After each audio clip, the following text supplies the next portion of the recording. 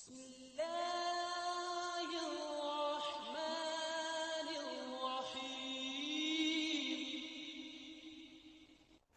Hello friends, welcome back. इस video में हम फाइनेंशियल प्लानिंग चैप्टर के कुछ इंपॉर्टेंट टॉपिक्स के ऊपर डिस्कस करेंगे जो कि हमें प्रैक्टिस सेट 4.3 सॉल्व करने के लिए काफ़ी हेल्पफुल होगा।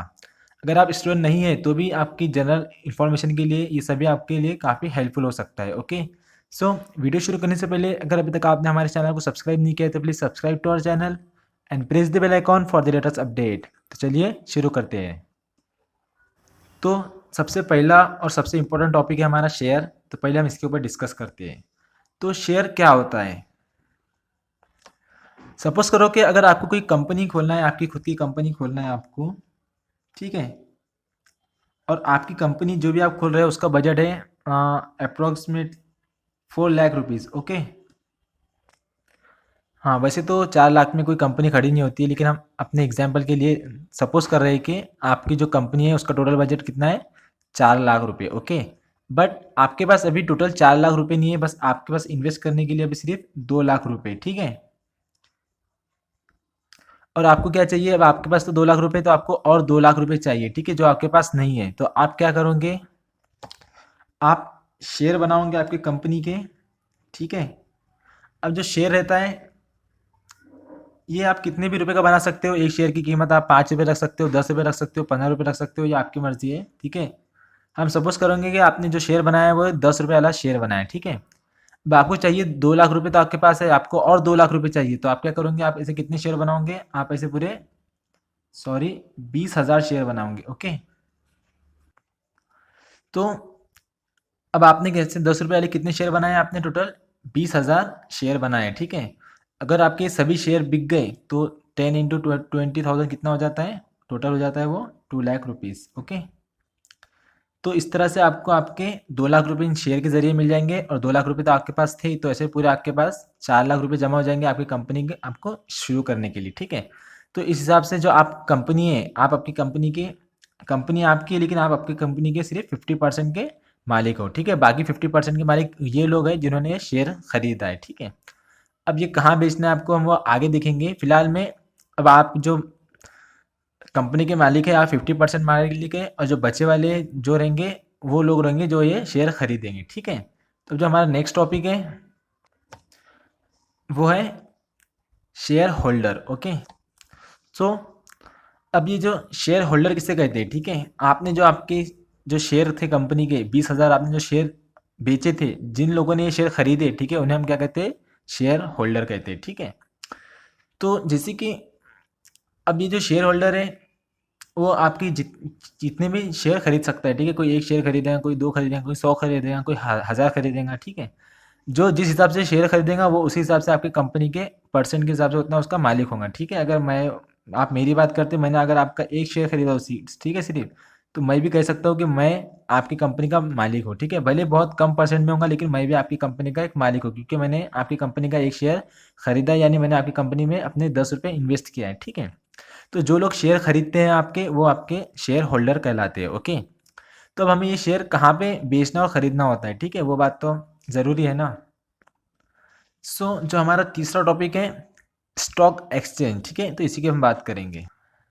अब जो स्टॉक एक्सचेंज है, ठीक है, उसे हम शेयर मार्केट भी कहते हैं, उसे हम स्टॉक मार्केट भी कहते हैं, इक्विटी मार्केट भी कहते हैं, और कैपिटल मार्केट भी कहते हैं, ठीक है। तो यहाँ पे क्या होता है कि स्टॉक एक्सचेंज जितने भी लोग हैं अपनी कंपनी के शेयर खरीदते या बेचते हैं, ठीक है, इस जगह पे अपने शेयर खरीदा और बेचा जाता है, ठीक है, जिसे हम स्टॉक एक्सचेंज कहते हैं या फिर शेयर मार्केट, और भी उसके 2-3 नाम है, ठीक है।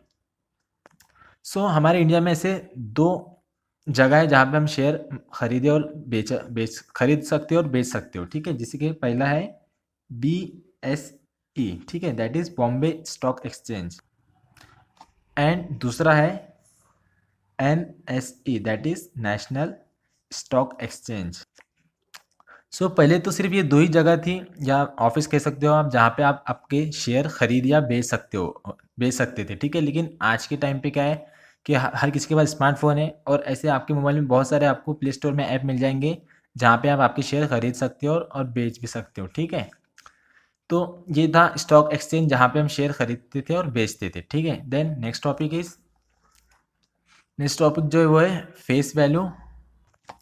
सो फेस वैल्यू किसे कहते हैं, जैसे कि आपने यहाँ पे आपकी कंपनी के शेयर बनाए थे, कितने 2000 शेयर बनाए थे, ठीक है। अब ये जो शेयर था उसके ऊपर आपने आपकी कंपनी का नाम और उस शेयर की जो वैल्यू लिखी थी, जैसे कि हमने कितने रुपए का बनाया, 10 रुपये का शेयर बनाया, जो जो 10 रुपये है, ठीक है। उसके ऊपर प्रिंट है ये वैल्यू जो प्रिंट रहती है शेयर के ऊपर, वो रहती है उसकी फेस वैल्यू कहलाती है, जो जो वैल्यू उस शेयर के ऊपर प्रिंट होती है, ठीक है। तो ये तो हो गई उसकी फेस वैल्यू, जैसे कि हमने जो शेयर की हमारे जो 10 रुपये लिखे हमने शेयर की, तो ये 10 रुपये ये शेयर की क्या है, फेस वैल्यू है, ठीक है।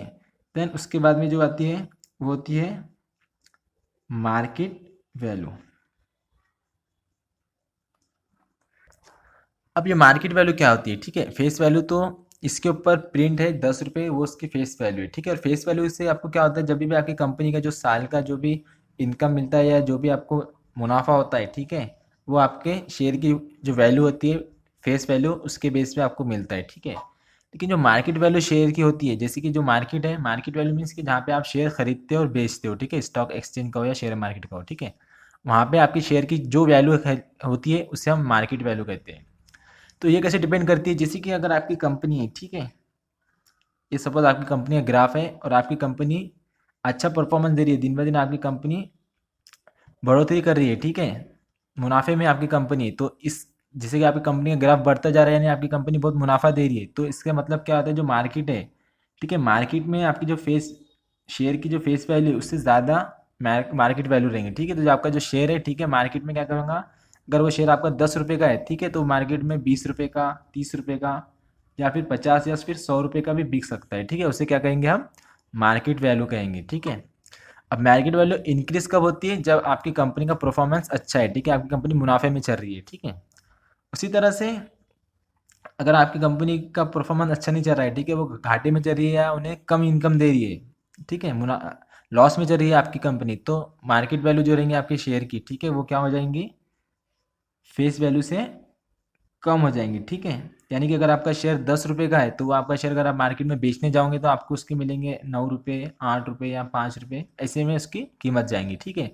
यानी जो शेयर की जो मार्केट वैल्यू होती है वो हर वक्त कभी भी उतर सकती है, कभी भी चढ़ सकती है, ठीक है, ऊपर नीचे वो होते रहता है, okay.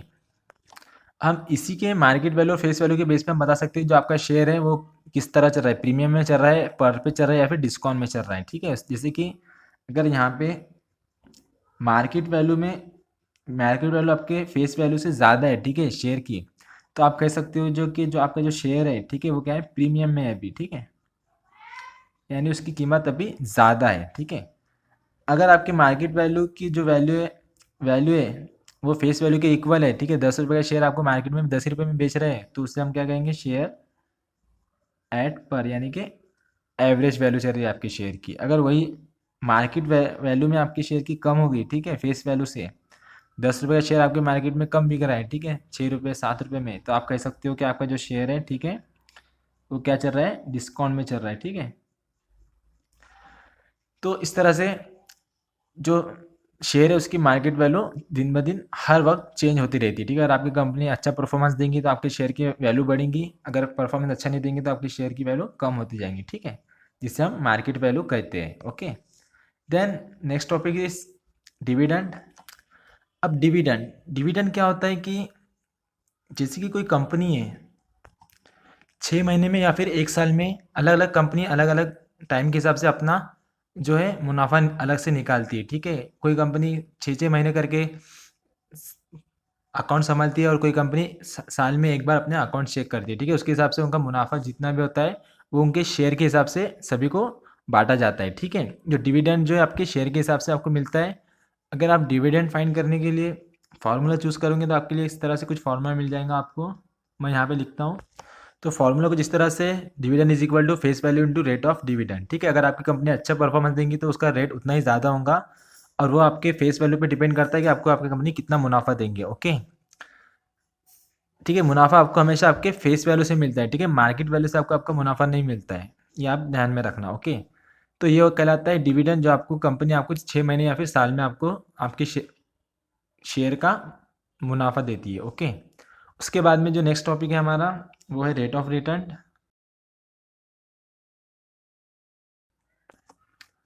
So rate of return क्या कहलाता है कि रेट है मतलब कोई ना कोई परसेंट की बात चलेंगी यहाँ पे, कि यहाँ पे बताता है कि आपने आपकी कंपनी में कितना जो इन्वेस्ट किया था उसको आप उसके हिसाब से आपको आपके रिटर्न में आपको कितना मिल रहा है, ठीक है। उसका रेट जो कहलाता है वो रेट ऑफ रिटर्न कहलाता है, ठीक है। जिसके लिए आपको पहले तो आपको सम इन्वेस्ट फाइंड करना होगा कि आपने अपनी कंपनी में कितना इन्वेस्ट किया है, ठीक है। सो रेट ऑफ रिटर्न का जो फॉर्मूला है वो कुछ इस तरह से है। Rate of return is equal to sum invested upon total dividend into 100। इससे आप आपके रेट ऑफ रिटर्न का परसेंट फाइंड कर सकते हो, ओके। तो जैसे कि अब सम इन्वेस्टेड कैसा निकालते हैं, अब आपने अपनी कंपनी में टोटल कितना इन्वेस्ट किया है, ठीक है। सम इन्वेस्टेड, तो ये सम इन्वेस्टेड निकालने के लिए जैसे कि आपने आपकी कंपनी के जितने भी शेयर खरीदा होगा, ठीक है। अगर आपने आपकी कंपनी के 2 शेयर खरीदा है, ठीक है, लेकिन दोनों और एक शेयर की 10 रुपये कीमत, मार्केट कीमत 15 रुपये, तो आप कितना इन्वेस्ट किया होगा, आपने 30 रुपये इन्वेस्ट किया होगा, ठीक है। दैट इज के market value into number of shares, ठीक है। इस तरह से हम सम इन्वेस्ट निकाल सकते हो, और जो रेट ऑफ रिटर्न होता है वो इस तरह से आप परसेंट में निकाल सकते हो कि आपको आपने आपकी कंपनी आपको कितना रेट रिटर्न में कर रही है, ओके। सो यहाँ पे हमारे कुछ इंपॉर्टेंट टॉपिक थे जो जो हमने जिसके बारे में हमने डिस्कस किया है, ओके। एंड यहाँ पर हमारा वीडियो कंप्लीट होता है। अब आपको ये वीडियो अच्छा लगा होगा तो प्लीज़ वीडियो को लाइक कीजिए, शेयर कीजिए, और जाने से पहले हम नीचे दिए हुए आइकॉन पर टच करके हमारे चैनल को सब्सक्राइब जरूर कीजिए। तो मिलते हैं नेक्स्ट वीडियो में। Thanks for watching.